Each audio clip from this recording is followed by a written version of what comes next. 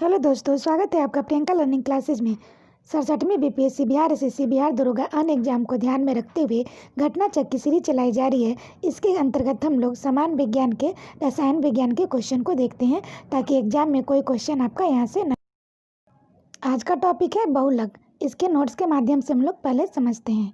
तो पहला है वह प्रक्रम जिसमें बड़ी संख्या में सरल अणु एक दूसरे से संयोग करके उच्च अनुभार का एक बृहद अणु बनाते हैं बहुलकीकरण कहलाते हैं पोलराइजेशन, तथा इस प्रक्रम के फलस्वरूप बने उच्च अनुभार के यौगिक को बहुलक कहते हैं।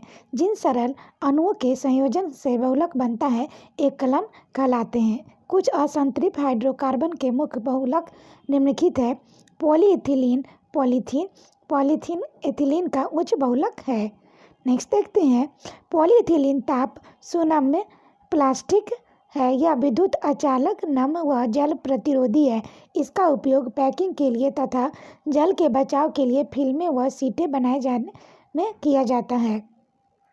नेक्स्ट देखते हैं हम लोग टेफ्लॉन पॉलीटेट्राफ्लोरोएथिलीन पीटीएफई टेफ्लॉन या पीटीएफई टेट्राफ्लोरोएथिलीन का उच्च बहुलक है। नेक्स्ट देखते हैं, टेफ्लॉन रासायनिक रूप से निष्क्रिय तथा ऊष्मा प्रतिरोधी बहुलक है। इंपॉर्टेंट फैक्ट है, ध्यान रखेंगे। इसका गलनांक है 330 डिग्री सेंटीग्रेड।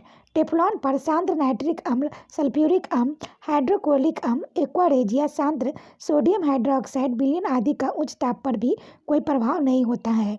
टेफ्लॉन का उपयोग सांद्र अम्लों व दाहक द्रवों के भरने के केन बनाने तथा ऊष्मा व रासायनिक पदार्थों के प्रति अस्थायी वस्तुएं जैसे गैस कट सील आदि बनाने में होता है। इसका उपयोग इंसुलेटर पदार्थ के रूप में भी होता है। टेफ्लॉन का पृष्ठ बहुत चिकना होता है, उससे कोई वस्तु चिपकती नहीं है। इस गुण के कारण कुकिंग के बर्तनों पर टेफ्लॉन का लेप कोटिंग किया जाता है। पीवीसी विनाइल क्लोराइड एक उच्च बहुलक है। विनाइल क्लोराइड विद्युत अचालक, नम्र व जल प्रतिरोधी है। इसका उपयोग प्लास्टिक के pipe, gramophone record, handbag, raincoat बनाने में प्रयोग किया जाता है और खिलौने, डब्बे, बाल्टियाँ बनाने में काम होता है। नेक्स्ट देखते हैं, पॉलीक्लोरोप्रीन नियोप्रीन क्लोरोप्रीन का उच्च बहुलक है। यह एक प्रकार का कृत्रिम रबर है। इसका उपयोग पाइप बनाने में प्रयोग होता है।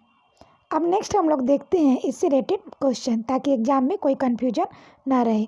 तो पहला क्वेश्चन है, प्राकृतिक रबर का बहुलक है तो आइसोप्रीन है। इसकी व्याख्या देखें। बहुलीकरण वह अभिक्रिया है जिसमें एक ही प्रकार के एक से अधिक अणु आपस में जुड़कर कोई अधिक अनुभार वाला बड़ा अणु बनाते हैं। बहुलीकरण में भाग लेने वाले अणुओं का एक कलन व उत्पाद को बहुलक कहा जाता है। आइसोप्रीन प्राकृतिक रबर का बहुलक है। आइसोप्रीन एक रंगीन द्रव है जो पेट्रोलियम के भंजक आसवन से प्राप्त होता है। नेक्स्ट देखते हैं, प्राकृतिक रबर निम्नलिखित में से एक का बहुलक है तो आइसोप्रीन। इसकी व्याख्या देखें।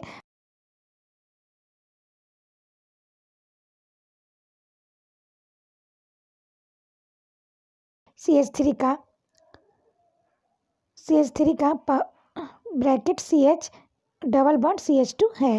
नेक्स्ट क्वेश्चन देखते हैं, प्राकृतिक रबर किसका बहुलक है तो इसका आंसर होगा आइसोप्रीन का। नेक्स्ट है, निम्नलिखित में से कौन एक प्राकृतिक बहुलक नहीं है तो इसका आंसर होगा नायलॉन नहीं है। नेक्स्ट क्वेश्चन देखते हैं, निम्नलिखित में से कौन सा एक पदार्थ प्राकृतिक बहुलक है तो रेशम। नेक्स्ट क्वेश्चन है, निम्नलिखित में से कौन एक गैर सेलुलोजी रेशे का उदाहरण है तो इसका आंसर होगा नायलॉन। इसकी व्याख्या देखिए। रेयॉन, कॉटन, सन, जूट, लिनन आदि सेलुलोज के बने होते हैं जबकि नायलॉन, पॉलिएस्टर आदि एक गैर सेलुलोजी रेशे का उदाहरण है। नेक्स्ट देखते हैं, निम्नलिखित में से कौन बहुलक नहीं है तो इसका आंसर होगा घी। नेक्स्ट है, निम्नलिखित में से किसका उपयोग पॉलीथीन के संश्लेषण में किया जाता है तो इसका आंसर नहीं दिया है। इसकी व्याख्या देखें।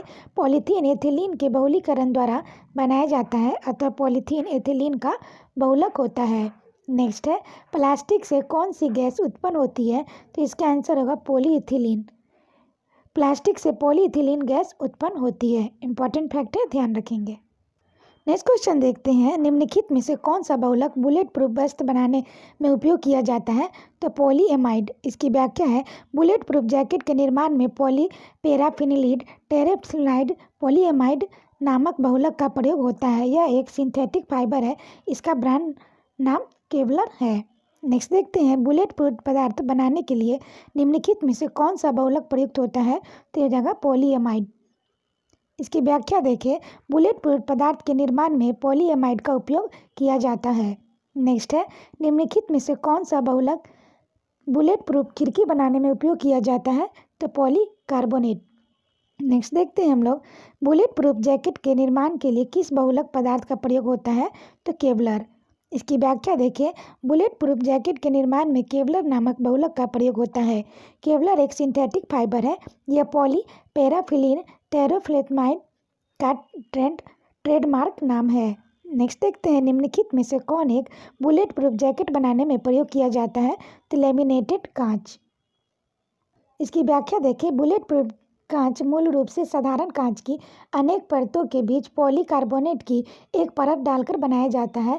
इस प्रक्रिया को आमतौर पर लेमिनेशन कहा जाता है। इस लेमिनेटेड कांच का बुलेट प्रूफ जैकेट निर्माण में प्रयोग हो सकता है। नेक्स्ट देखते हैं, निम्नलिखित में से किन बहुलकों का उपयोग बुलेट प्रूफ वस्तुओं को बनाने में किया जाता है? तो इसका हम लोग व्याख्या देखें तो केवलर तथा लेक्सान बहुलकों का उपयोग बुलेट प्रूफ शीशा, डीवीडी, किचन के बर्तन आदि बनाने में किया जाता है। जबकि ग्लिसरॉल एक थर्मोसेटिंग प्लास्टिक है। इसमें तन्यता नहीं होती, इसलिए इसका इस्तेमाल पेंट बनाने में किया जाता है।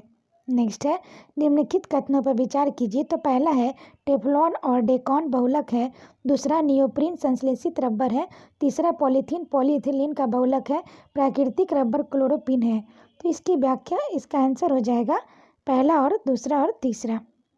इसकी व्याख्या देखिए, प्राकृतिक रबर आइसोप्रीन का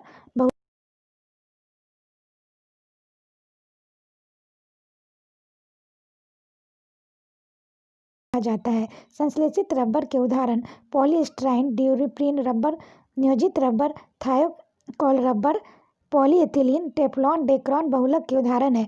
पॉलीथीन पॉलीस्टाइरीन का बहुलक है। नेक्स्ट क्वेश्चन देखते हैं, टेफ्लॉन का सामान्य नाम है। तो इसका आंसर होगा पॉलीटेट्राफ्लोरोएथिलीन। इसकी व्याख्या है, पॉलीटेट्राफ्लोरोएथिलीन एक संश्लेषित फ्लोरो बहुलक है। इसका साधारण नाम टेफ्लॉन है। PTFE एक ठोस फ्लोरोकार्बन है। इसका घनत्व 2.2 ग्राम सेंटीमीटर क्यूब होता है एवं उसका गलनांक 327 डिग्री सेंटीग्रेड होता है। यह अनेक कार्यों के लिए उपयोगी है। मुख्यतः इसका उपयोग बर्तनों पर न चिपकने वाली सतह के रूप में होता है।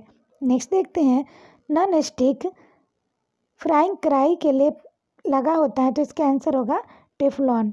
नेक्स्ट क्वेश्चन है, बहुलक जो विशेषतः बर्तनों पर न चिपकने वाली सतह के रूप में प्रयुक्त होता है। तो टेफ्लॉन। नेक्स्ट क्वेश्चन है, टेफ्लॉन निम्नलिखित में से किस एकल का बहुलक है? तो इसका आंसर होगा टेट्राफ्लोरोएथिलीन। नेक्स्ट क्वेश्चन हम लोग देखते हैं, क्वेश्चन है, निम्नलिखित बहुलकों में से किसका उपयोग न चिपकने वाली कढ़ाई के निर्माण में किया जाता है? तो टेफ्लॉन का। नेक्स्ट है, टेफ्लॉन क्या है? तो फ्लोरोकार्बन है। नेक्स्ट है, निम्नलिखित में से किस पदार्थ का उपयोग बर्तनों को चमकीला बनाने के लिए किया जाता है?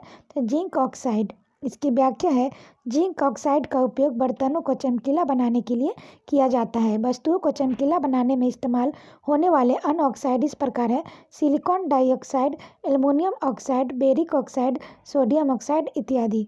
नेक्स्ट है, निम्नलिखित में से कौन सा पॉलीमर नहीं है? तो इसका आंसर होगा केप्रोलैक्टम।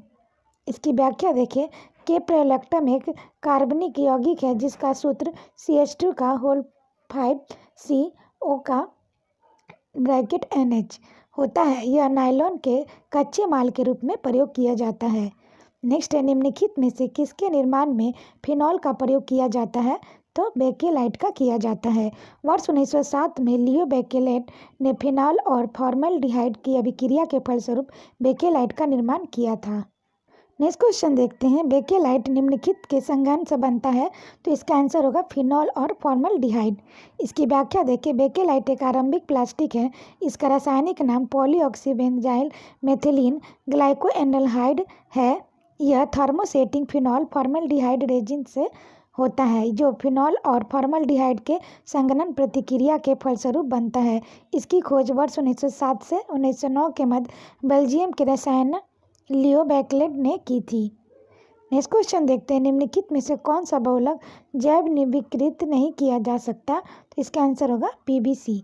इसकी व्याख्या है, जैव निर्विकृत बहुलक वे हैं जिनका विखंडन जैविक प्रक्रियाओं द्वारा समय के साथ प्राकृतिक एवं पर्यावरण की दृष्टि से सुरक्षित तरीके से हो जाता है। सेलुलोज, स्टार्च एवं प्रोटीन जैव निर्विकृत बहुलक है। पीबीसी पॉलीविनाइल क्लोराइड जैव निर्विकृत बहुलक नहीं है।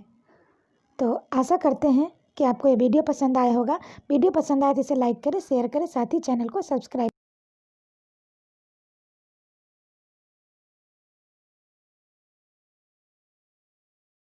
से कोई क्वेश्चन ना छूटे। थैंक यू दोस्तों।